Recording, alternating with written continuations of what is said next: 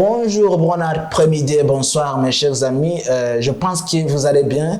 C'est toujours Justin Liwawe qui est à votre service. Même si vous aimeriez de me voir étant seul, aujourd'hui je suis avec un grand chercheur dans le domaine de l'entrepreneuriat. Il est visiteur dans mon émission Youth Motivation.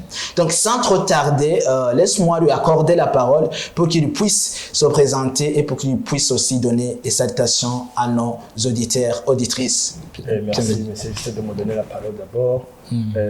Je salue le public qui va suivre ce débat qui sera médiatisé. Des choses que je m'appelle Ilan, que je connais parfait.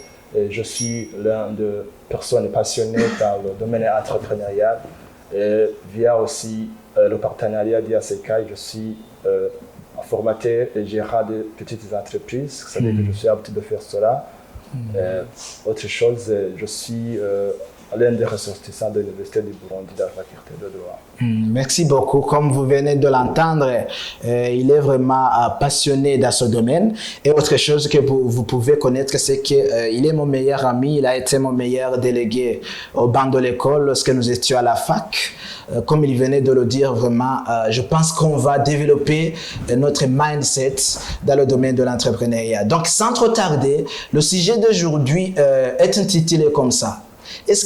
Quand est-ce que le salariat peut quitter son emploi et aller entreprendre? Mais avant d'entrer en profondeur, laisse-moi d'abord lui accorder la parole pour qu'il puisse nous faire distinguer qui est salarié et qui est entrepreneur. Voilà. Ok, merci de me poser la question. En ce qui concerne la question, j'aimerais commencer à distinguer ces deux notions, l'entrepreneuriat et le salariat, parce que ces deux régimes montrent comment un individu peut acquérir la richesse d'une façon pécuniaire. D'abord, une personne qui se situe dans le régime du salariat, c'est une personne qui travaille pour le compte d'une autre personne, c'est-à-dire qu'il travaille pour le compte d'autrui. Il encaisse les enrichissements au profit d'une autre personne appelée employeur. Et à la fin du mois, il aura son salaire, même il aura un rendement, il aura ce qu'on appelle le salaire. Alors que pour ceux qui sont dans le régime de l'entrepreneuriat, c'est-à-dire, on les appelle les entrepreneurs, ils travaillent pour les propres comptes, c'est-à-dire qu'ils ne travaillent pas pour le compte d'une autre personne, ils encaissent, dans les activités qu'ils exercent, ils encaissent des enrichissements à ces égards. Merci beaucoup. Je pense que vous avez déjà entendu ce qui distingue le salarié et l'entrepreneur. Comme il vient de le dire, c'est-à-dire que le salarié, il travaille pour le compte d'autrui. Il est là pour enrichir une autre personne. C'est-à-dire il est toujours dépendant d'une autre personne. Il travaille sous la pression et sous les commandements d'une autre personne. Alors que l'entrepreneur, moi je le considère comme un solutionnaire. C'est quelqu'un qui cherche comment on peut résoudre des questions que la société en a. Il est là pour, je dirais, de créer et d'innover de nouvelles choses et il travaille pour son propre compte. Alors, laisse-nous alors entrer dans le sujet d'aujourd'hui. Comme je vous ai dit dans l'introduction, cette question a été posée par beaucoup de personnes, mon cher ami. Alors, quel est le moment exact que le salarié peut quitter son emploi et aller entreprendre? Voilà la question. Une belle question. Oui.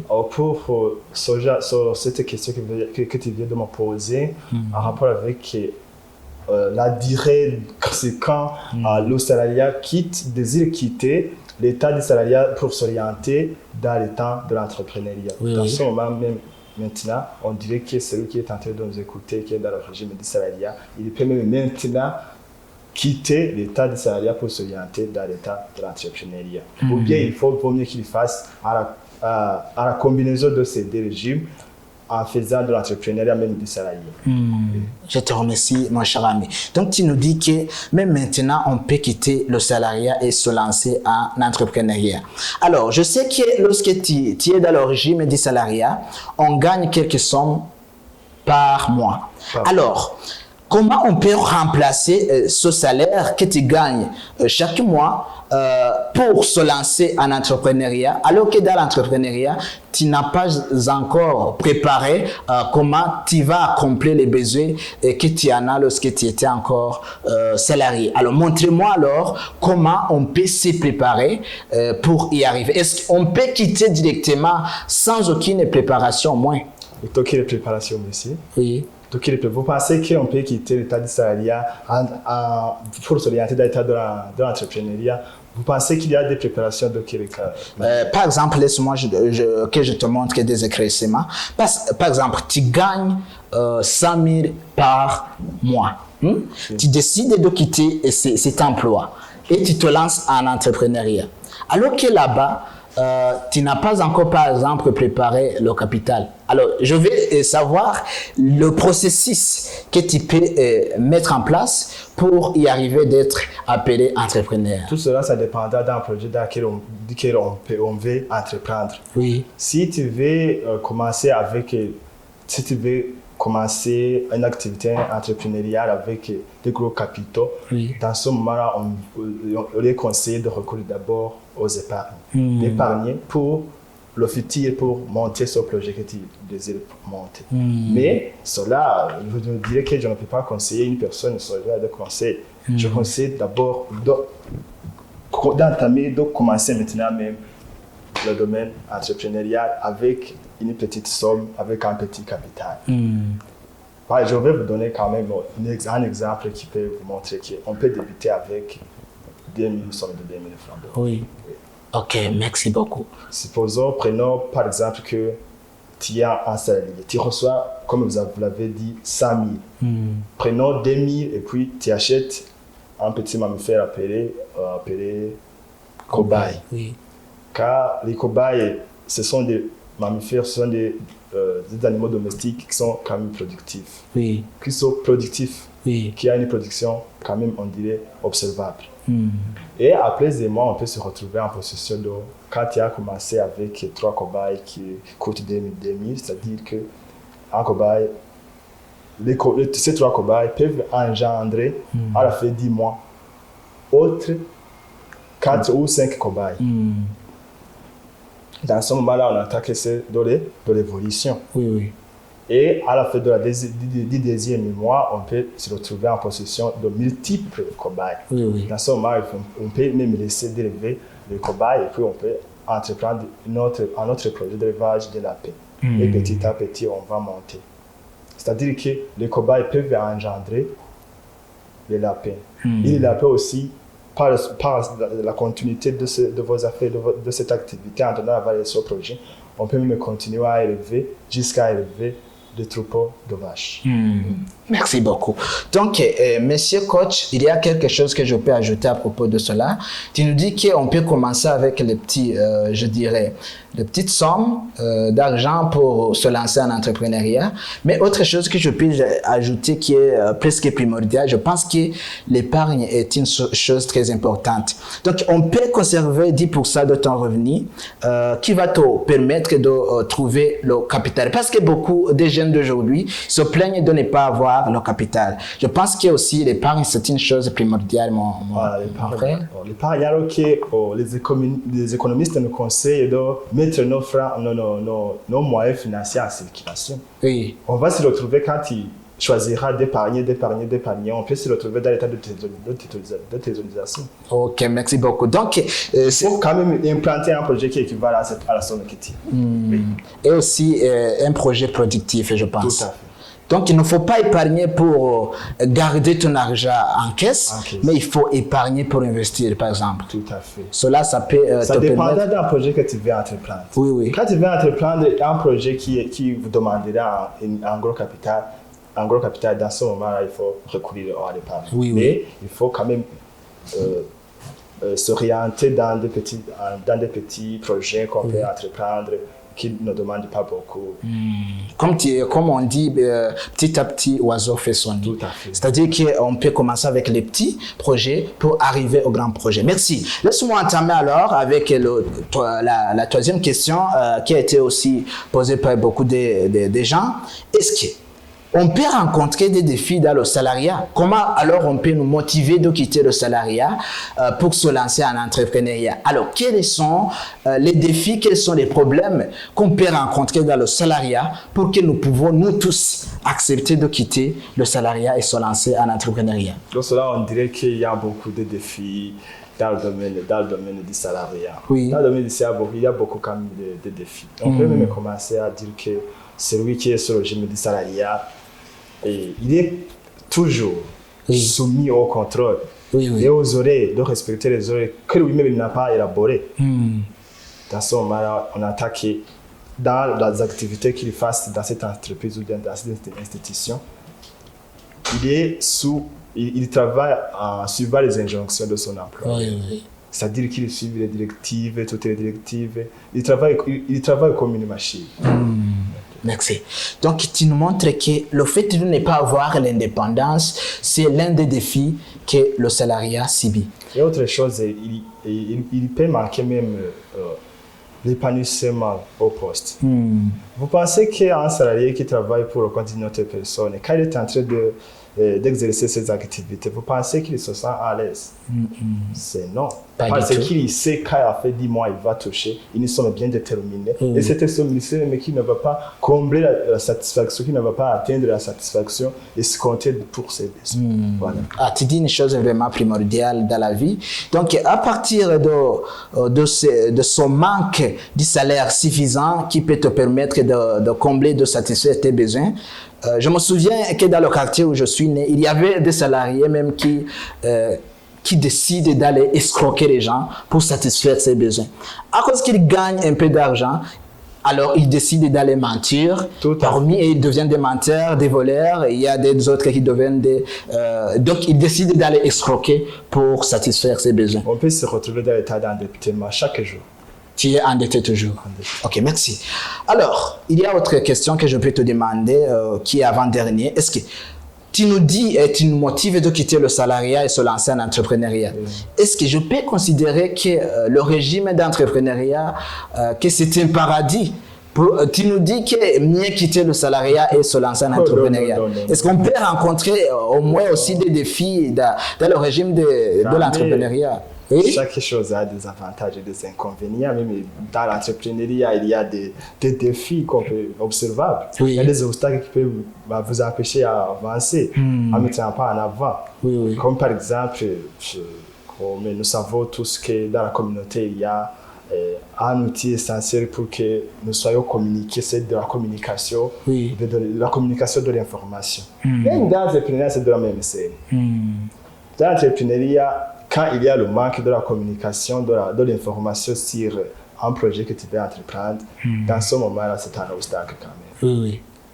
Merci. Autre chose, autre obstacle que je peux dire, c'est le manque de motivation. Tu peux manquer de la motivation, tu manques de passion. Quand tu n'es pas passionné à exercer une telle activité de revenir, alors tu abutiras à quoi? À rien. Autre chose que je dirais, c'est ça peut arriver que les entrepreneurs demandent des documents aussi de l'administration. Et il faut que l'administration aussi les donne une bonne orientation à les octroyer des documents qu'ils demandent pour qu'ils puissent continuer ces activités d'une façon normale et dans l'égalité.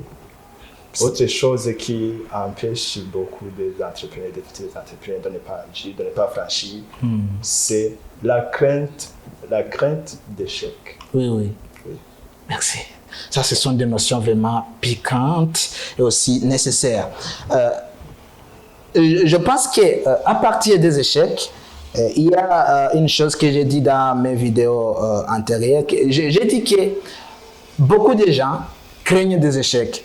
Et dans la mentalité francophone, lorsqu'on échoue, on te considère comme incapable.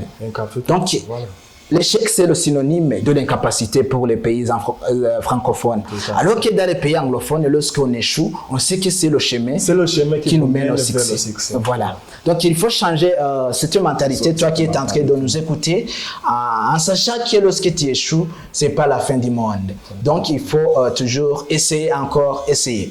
Alors, Tu peux nous montrer, c'est peut-être la question avant-dernière, tu peux nous montrer alors quelles sont les stratégies qu'on peut utiliser pour résoudre ces défis qu'on peut rencontrer dans l'entrepreneuriat pour que nous pouvons clôturer après quelques minutes. D'abord, en résolvant les questions, ces obstacles que j'ai cités qui concernent l'entrepreneuriat, oui.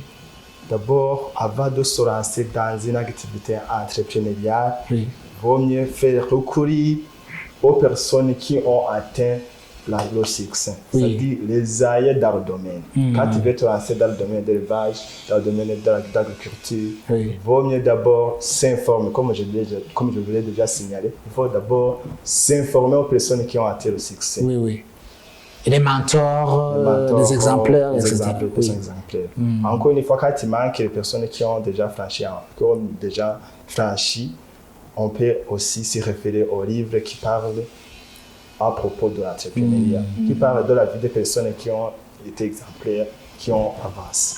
Ok, merci beaucoup. Donc, il nous conseille d'abord d'investir dans les livres. Il y a des livres qui peuvent résoudre nos questions et aussi il faut faire des formations dans les domaines que vous voulez appartenir. Donc, il y a une question qui est la dernière qui a été posée par beaucoup de gens et c'est très importante aussi pour les jeunes d'aujourd'hui. Il y a des jeunes qui restent assis à côté de les parents, il y a des jeunes qui restent assis à côté de les maisons en attendant qu'un jour l'État les octroiera, je dirais, de l'emploi. Alors, quel est le conseil qu'on peut donner à ces catégories de jeunes qui ne veulent pas travailler, qui ne veulent pas sortir les mains de ses poches pour commencer à travailler? Ce genre de personnes existe aussi au Burundi. Il y a de nombreux jeunes qui préfèrent de croiser les bras en pensant qu'ils vont être embauchés dans quelque part. Et je dirais que c'est un comportement qu'on devrait mettre en ayant. Oui, oui. C'est-à-dire qu'il faut quand même se lancer, ne pas sous-estimer quand même les activités. Même si en tant qu'il y a un job qui peut lui donner, c'est-à-dire un job d'aider les maçons, il peut quand même le faire. Non pas en tenant compte des études qu'il a effectuées. Oui. Il m'a dit, j'ai effectué, j'ai fait ça. Oui. J'ai aidé les maçons. Oui. Pour trouver le capital initial. De quoi faire. Et bien de quoi mettre sur les dents. Ok. Merci beaucoup. Donc, il nous conseille de ne pas se borner sur le syndrome de diplôme. Même si tu as un diplôme, il y a des petits projets qu'on peut lancer pour aboutir à votre rêve. Donc, comme nous étions à la conclusion alors, je pense que vous avez beaucoup accumulé de connaissances concernant le domaine de l'entrepreneuriat. Donc, s'il y a quelque chose à ajouter pour les conseillers afin que nous pouvons clôturer l'émission d'aujourd'hui, tu peux le dire. Voilà. Oui. Avec le dernier, je dirais un dernier conseil, je voudrais conseiller d'abord les jeunes de ne pas croiser les bras. Oui. De ne pas rester les mains tendues avec les personnes, avec les employeurs. D'exercer les propres activités, de chercher les propres activités, les propres projets, de monter les propres projets, petits projets qui ne demandent pas beaucoup de moyens financiers. Ok. Autre chose que j'aimerais aussi conseiller, c'est de s'informer avant de se lancer dans un tel projet. Oui. Autre chose est de soutenir. Ce n'est pas dire que tout le monde est censé être orienté vers le domaine entrepreneurial. Oui. On peut appuyer ou bien on peut augmenter ou bien pour des personnes qui ont des talents. Oui. Il faut qu'ils augmentent les talents dans les activités qui ont des talents. Ok. Merci. Dieu nous a donné beaucoup. J'aimerais aussi signaler que je vois quand même que le pays du Burundi va se développer.